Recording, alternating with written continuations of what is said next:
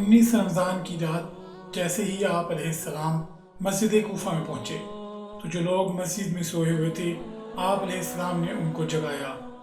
ان میں آپ کا قاتل عبد الرحمن ابن ملجم بھی تھا۔ اس نے جیسے ہی امام علی علیہ السلام کو دیکھا تو امام علی علیہ السلام نے فرمایا، فجر کے وقت اللہ کے گھر میں سونا اللہ کو پسند نہیں، اٹھو اور اپنے فعل کو انجام دو۔ کہہ کے آپ علیہ السلام محراب کی طرف روانہ ہو گئے اور اذان دینے لگے۔ آپ کی آخری اذان جیسے ہی کوفہ کی گلیوں میں گونجی تو ایک کوہرام بپا ہو گیا۔ کوئی رونے لگا کہ آج آسمان کا رخ کچھ عجیب سا لگ رہا ہے۔ آپ علی علیہ السلام بعد از اذان جیسے ہی عبادت کے لیے مصلی پر پہنچے، قیام کیا، رکوع کیا اور جیسے ہی سجدے میں گئے تو عبد الرحمن ابن ملجم جو اپنے ساتھ ایک تلوار چھپا کے آیا تھا جو زہر میں ڈوبی ہوئی تھی، آپ علیہ السلام جیسے ہی سجدے میں گئے اس ملعون نے سجدے کی حالت میں آپ پر وار کر دیا۔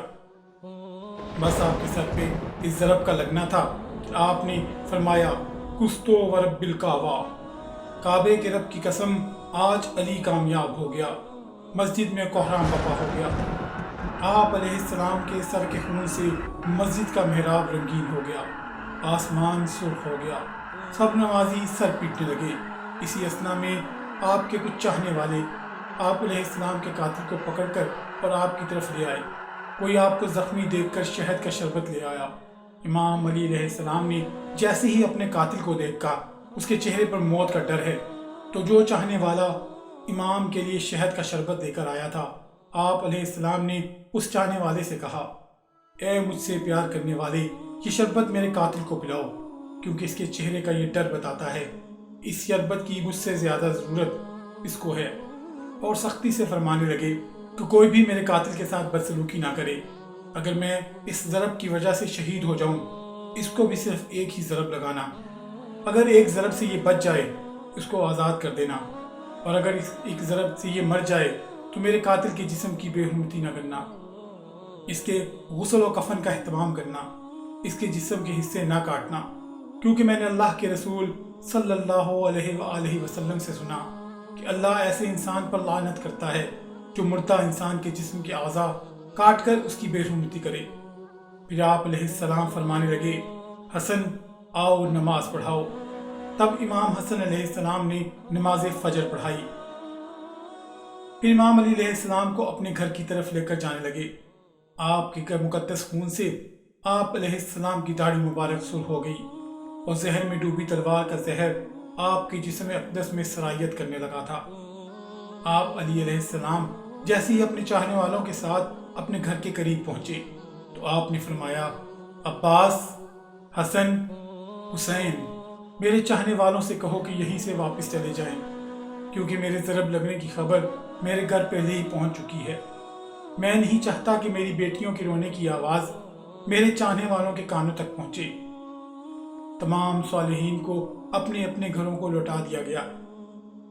امام علی علیہ السلام جیسے ہی گھر پہنچے تو بی بی زینب سلام اللہ علیہا اور بی بی ام کلثوم سلام اللہ علیہا رونے لگی۔ گھر میں کوہرام برپا ہو گیا۔ آپ علیہ السلام نے فرمایا، گھبراؤ نہیں، اللہ کے ہر فیصلے میں مصلحت ہوتی ہے، بس آپ بستر بیماری پر آئے۔ طبیب نے دیکھا تو رو کر فرمانے لگا کہ آپ علیہ السلام کے جسم میں زہر پھیل چکا ہے، جتنا ہو سکے امام علی علیہ السلام کو دودھ پلایا جائے۔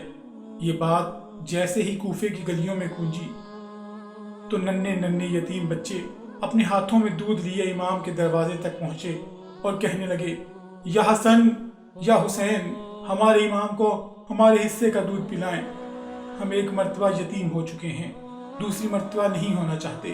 آپ علیہ السلام بستر بیماری پر بھی مسلسل اللہ کا ذکر کرتے رہے۔ جیسے ہی 19 کا دن گزرا اور 20 رمضان کی رات آئی تو آپ علیہ السلام نے فرمایا کہ اب میرے حجرے میں کوئی بھی نہیں آئے، کیونکہ اس دنیا کے جنات میری زیارت کو آئے ہیں۔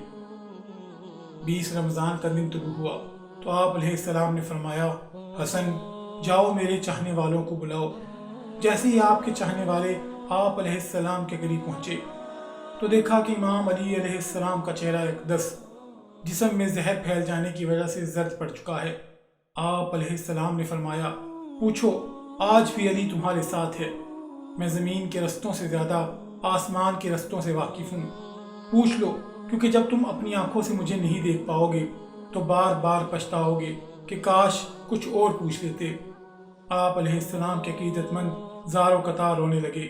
کسی نے آپ علیہ السلام سے سوال کیا تو کسی نے آپ علیہ السلام سے جواب دیا، کوئی صرف آپ کی زیارت کرتا رہا۔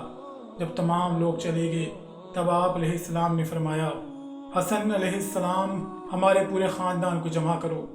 جب تمام خاندان کے افراد آ گئے تو آپ نے فرمایا، اب اس خاندان کا وارث حسن ابن علی ہے، جو حسن کہے وہ تم سب کے لیے حجت ہے۔ اور امام حسن علیہ السلام سے فرمایا، میرے بیٹے حسن، اپنے نانا کی صلح حدیبیہ کو یاد رکھنا، جب تک ہو سکے انسانوں میں امن اور محبت کو قائم کرنا تاکہ انسانوں کا خون نہ بہے۔ تب آپ نے فرمایا، حسن و حسین میری شہادت کے بعد میرے جنازے کی اور میرے قبر کی کسی کو خبر تک نہ دینا، میرا جنازہ اونٹنی پر رکھ دینا، پیچھے سے حسن اور حسین تم اٹھانا، آگے سے جبرائیل اور میکائیل اٹھائیں گے، کیونکہ مجھے پتا ہے کہ میرے دین کے دشمن میری شہادت کے بعد یہ چاہیں گے کہ اس علی کی قبر کو کھود کر علی کے جنازے کی بے حرمتی کریں۔ میری قبر پہلے سے بنی ہوگی، جہاں وہ اونٹنی رکے میری تدفین کر دینا، اور یہ بات کسی کو نہ بتانا تب تک کہ جب تک اللہ خود ظاہر نہ کرے۔ پھر آپ علیہ السلام نے اپنے بیٹے عباس کو بلایا اور فرمانے لگے، عباس، میں نے تمہیں اللہ سے کربلا کے لیے مانگا تھا، اب تو حسین کا محافظ ہے، جو حسین کہے وہ تمہارے لیے حجت ہے۔ اور پھر اپنے بیٹے حسین کو طلب فرمایا اور فرمانے لگے، حسین، تمہاری شہادت کی خبر تمہارے نانا نے تمہاری ولادت کے وقت ہی سنا دی تھی۔ حسین، تمہیں کربلا میں سہروز کا بھوکا اور پیاسا رکھ کے شہید کیا جائے گا، تمہارے بچوں کو اور بھائیوں کو اور ساتھیوں کو تمہارے سامنے ہی مارا جائے گا۔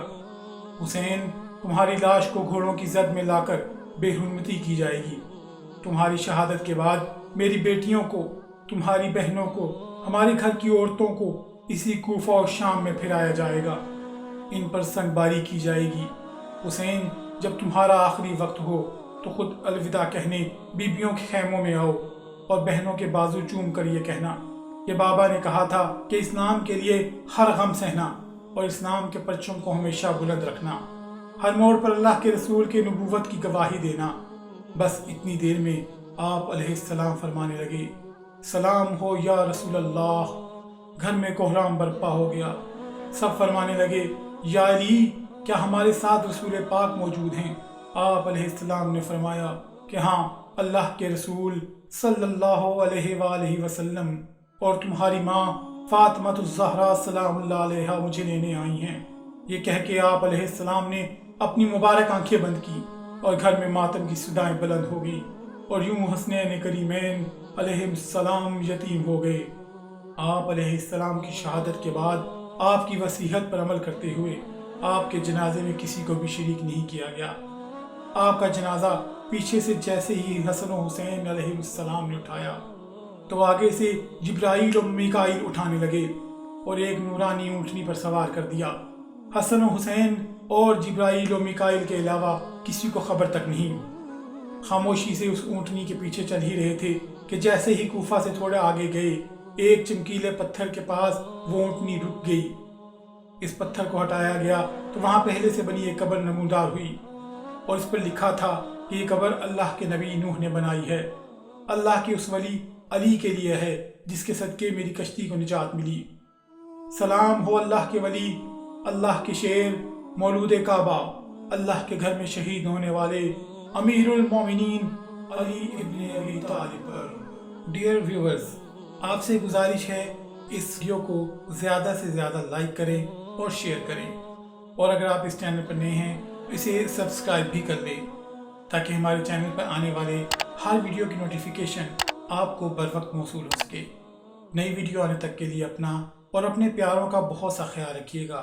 اللہ نگہبان، اللہ نگہبان۔